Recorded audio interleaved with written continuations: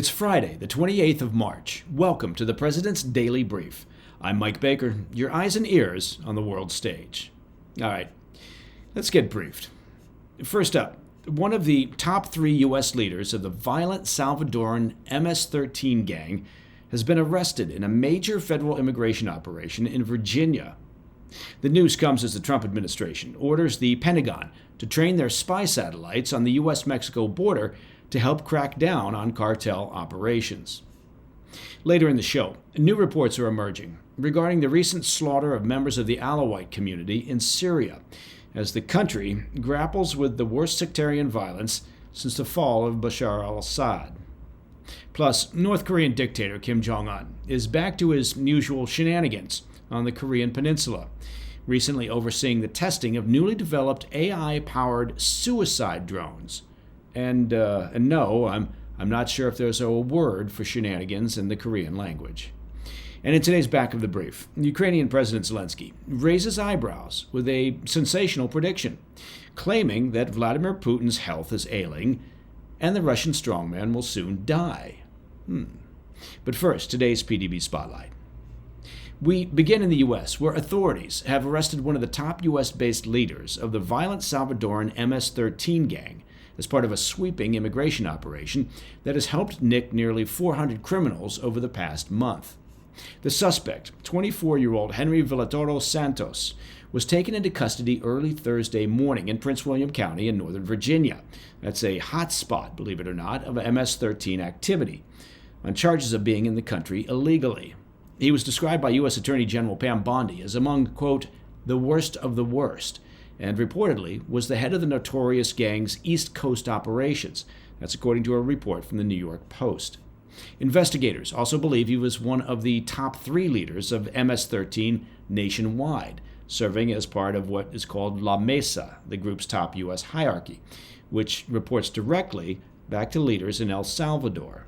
He was reportedly initiated into the gang at a young age and quickly rose through its ranks. Officials said they'll seek to deport Villatoro Santos directly back to El Salvador to be housed in the country's notorious mega prison. Bondi declared at a press conference Thursday, quote, America is safer today because one of the top domestic terrorists in MS-13 is off the streets, end quote. FBI Director Kash Patel added that the arrest marks a critical victory for law enforcement against the gang, which President Trump has designated as a foreign terrorist organization, and sends a, quote, strong message to violent gangs, your days of terrorizing our communities are numbered, end quote. Details of the bust are being withheld at this time to protect ongoing criminal investigations, but officials said the operation that led to his arrest began in earnest at the beginning of March and has already led to the arrest of 340 other criminal suspects across the state of Virginia. Now, MS-13 is a transnational gang that was founded by Salvadoran immigrants in Los Angeles back in the 1980s. In the years that followed, after many of the gang's members were deported from the U.S., the group rapidly grew across Central America and gained a reputation for their exceedingly violent tactics. The gang has flourished over the past decade inside the U.S. and is linked to high-profile killings, kidnappings, and drug-related crimes across the country, most notably in California, Long Island, New York, and the greater Washington, D.C. area, including Virginia. It's hard to overstate the violent nature of this group. 5 members were sentenced to life in prison back in 2022 for brutally murdering 2 teenagers with knives, machetes, and a pickaxe after luring them into the woods in Northern Virginia. The members reportedly filmed the murders in hopes of securing promotions within the gang. Other members were convicted in 2024 of going on a random killing spree in Northern Virginia in 2019. On his first day in office, President Trump declared a national emergency at the U.S. southern border and deployed thousands of troops to assist border agents in curbing the flow of migrants and drugs. Migrant encounters have since dropped to a record low. The administration has also turned up the heat directly against transnational gangs and drug cartels, using spy planes and drones equipped with advanced radar and infrared sensors in partnership with the Mexican government to track their operations. On Thursday, we learned that the administration has now directed 2 intelligence agencies to train their surveillance satellites on the U.S. Mexico border in order to help supplement these efforts, and that's according to an exclusive report from Reuters. The National Geospatial Intelligence Agency, known as NGA, and the National Reconnaissance Office, or NRO, because of course it has to have an acronym, oversee a vast array of spy satellites on behalf of the Pentagon and other intelligence agencies, typically reserved for military operations overseas. Officials said their use at the border will help create a, quote, digital wall of sorts to augment physical barriers and provide valuable information for the operations of the U.S. military and Border Patrol agents. As we covered earlier this week, the Trump administration also recently deployed 2 Navy-guided missile destroyers to the region to support interdiction efforts aimed at curbing illegal migration and drug smuggling, as smugglers increasingly turn to sea-based routes.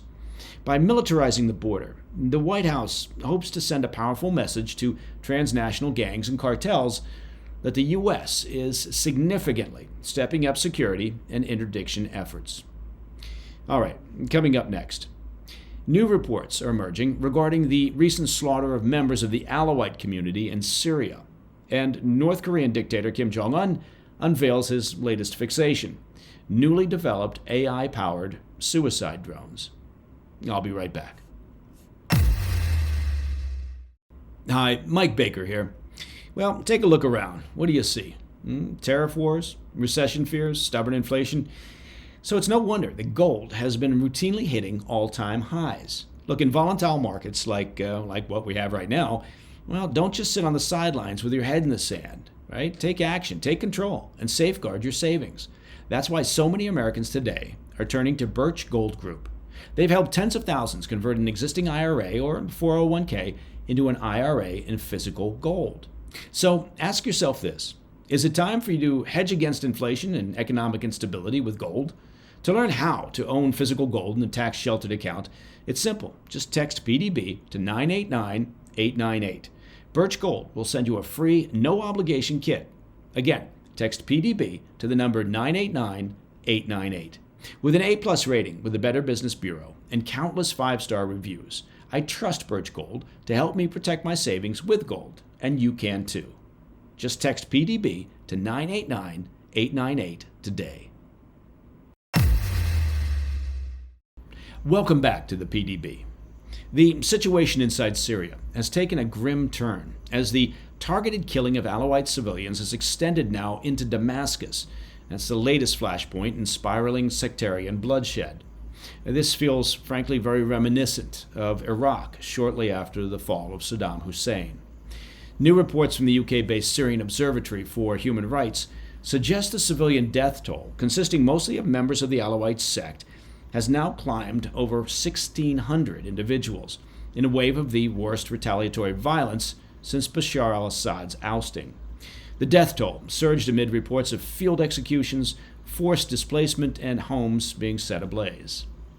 Earlier this month on the PDB, we noted that most of the bloodshed had been confined to Alawite enclaves along the coast that was once considered Assad's stronghold, but that's no longer the case.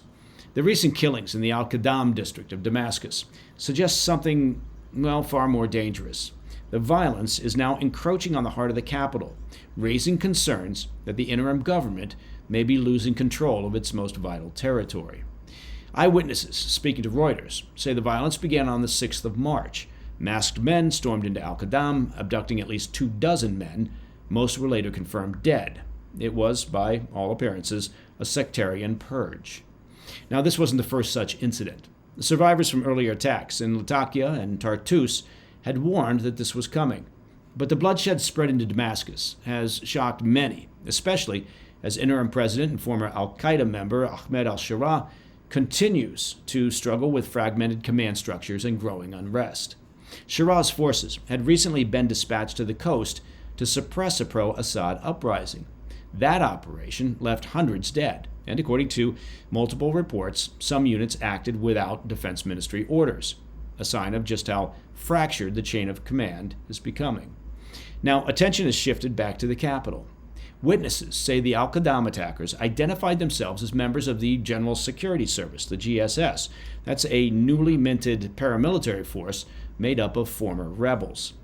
A spokesman for the Interior Ministry, which oversees the GSS, denied any campaign targeting Alawites, insisting the operation was focused on seizing illegal weapons. But, frankly, that explanation hasn't held up. Locals say the targeting was deliberate. One resident, speaking to Reuters, said of a missing relative, quote, "They took him purely because he's Alawite." At least 4 of the victims reportedly came from a single family. Others were found in orchards outside the neighborhood, shot execution style, though Reuters couldn't independently verify that detail. Many of the abducted remain unaccounted for. As we mentioned in the past here on the PDB, Shiraz Islamist administration has formed a fact-finding committee to investigate the coastal massacres, but so far it has not extended its mandate to include the Damascus killings. When pressed by local media, a committee spokesman said, quote, "There may be deliberations within the committee at a later time to expand our work." Well, that sounds like a committee statement if ever there was one, meaning an investigation isn't on the agenda as of now. The UN Refugee Agency had already expressed concern over the violence earlier this month, but on Tuesday noted that more than 21,000 Syrians have now fled to Lebanon in recent weeks. Most crossed on foot, using rivers and informal checkpoints, fleeing the bloodshed. For the families of those taken from al-Qaddam, there's no real clear path to justice. And for Syria's interim government, well, the clock may be running out on their stated intention to establish unity and safety for all Syrians. Okay, turning to the Korean Peninsula. Pyongyang's unveiling of AI-powered suicide drones marks a new chilling milestone in dictator Kim Jong Un's expanding arsenal and his deepening relationship with Moscow. North Korean state media on Thursday published images of Kim inspecting what it called upgraded reconnaissance and kamikaze drones, including one that appears to be a near-carbon copy of the American RQ-4 Global Hawk, and that's a high-altitude surveillance aircraft used by the Air Force. In one dramatic display, a fixed-wing drone slammed into a tank-shaped target before erupting in flames. Well, that must have delighted Kim. Another unmanned aircraft reportedly tracked multiple targets across land and sea. That's a demonstration that analysts say suggests a significant leap in battlefield intelligence and target acquisition. While the specifics of the AI enhancements remain unclear, Kim claimed, quote, "Artificial intelligence should be top prioritized and would play a central role in their future operations." Also visible in the newly released imagery was a large 4-engine aircraft fitted with a massive radar dome, believed to be a modified Russian cargo plane. London's Institute for Strategic Studies says the aircraft is likely being adapted for airborne early warning operations to mitigate the limitations of the regime's ground-based radar network, which struggles to provide comprehensive coverage across the peninsula's mountainous terrain. This latest tech showcase arrives against the backdrop of intensifying military cooperation between Pyongyang and Moscow. In recent months, as we've reported here on the PDB, U.S. and South Korean officials say North Korea has funneled large quantities of short-range ballistic missiles, artillery systems, and multiple rocket launchers to Russia, supporting its ongoing war effort in Ukraine. And it's not doing it out of the goodness of its heart. In return, analysts believe Kim is getting access to cutting-edge Russian military technology, with drone development topping his wish list. Meanwhile, on the front lines in Ukraine, South Korea's Joint Chiefs of Staff said Thursday that roughly 3,000 additional North Korean troops were deployed to the region in January and February, on top of the estimated 11,000 that arrived last year. Some 4,000 of the Kim regime's troops have reportedly been killed or wounded. Now, South Korean intelligence agencies attribute this staggering casualty count to a variety of factors, including North Korean troops' lack of experience with modern battlefield technologies like drones. But Ukrainian officials have warned that this is changing, and quickly. The North Koreans, they say, are gaining valuable real-time combat experience that could one day be exported back to the Korean Peninsula. Kim's ties to Moscow were further reinforced last week when he hosted Russian Security Council Secretary Sergei Shoigu in Pyongyang. The two reaffirmed their mutual defense pact from 2024, with Russia's deputy foreign minister confirming that discussions are underway for a future visit by Kim to the Russian capital, though no date was specified. Okay, coming up in the back of the brief. Ukrainian President Zelensky raises eyebrows after claiming that Russian President Vladimir Putin's health is deteriorating and he'll die soon. We'll have those details next. In today's back of the brief, well, it looks like a death watch for Russian President Vladimir Putin has begun in Ukraine. Ukrainian President Zelensky claimed on Wednesday that Putin's health is ailing and that the Russian strongman is not long for this world. Zelensky made the prediction during a wide-ranging interview on Wednesday, where he also urged the U.S. not to help Russia escape its current political and economic isolation. That's according to a report from the New York Post. Zelensky suggested it would be better to wait for the inevitable passing of Putin, which he said would free Ukraine and the rest of Europe from the threat of Russian expansion. Zelensky said, quote, "He'll die soon, and that's a fact, and everything will be over," end quote. The Ukrainian president didn't expand on why he thinks the 72-year-old Russian leader will soon expire, but it does follow years-long rumors about his alleged health woes, including reports of multiple strokes, bouts of cancer, and a diagnosis of Parkinson's disease.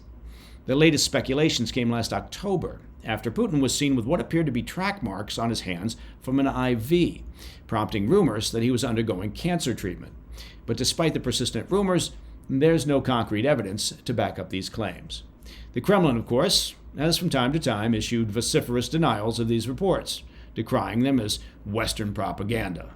In his interview, Zelensky also asked that the U.S., quote, "stay strong and resist Russia's current diplomatic efforts at rapprochement."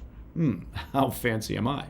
I gave it that French spin, rapprochement, which many analysts say is a play to get the Trump administration to lift sanctions and re-engage with Moscow economically.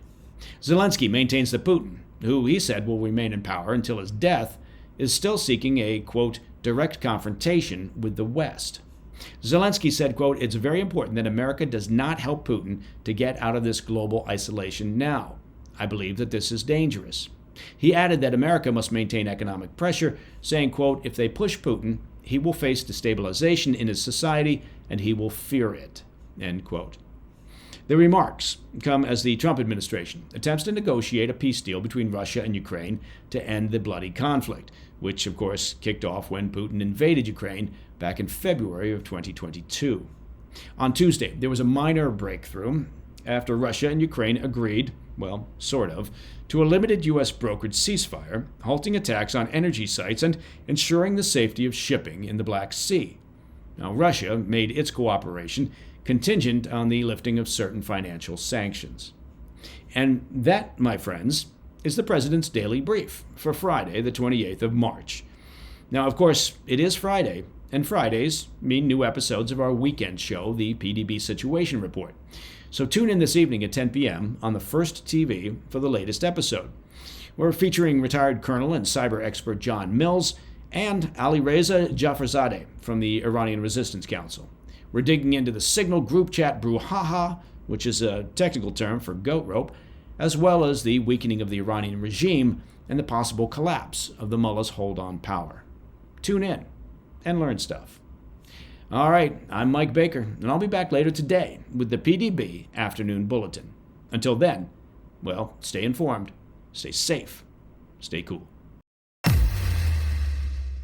Hey, thanks for tuning in. If you enjoyed this video, don't forget to hit that like button and leave a comment, a really positive, nice, and kind comment. That would be appreciated. And if you're not already subscribed to our channel, make sure to subscribe and turn on notifications so you don't miss any of our daily updates.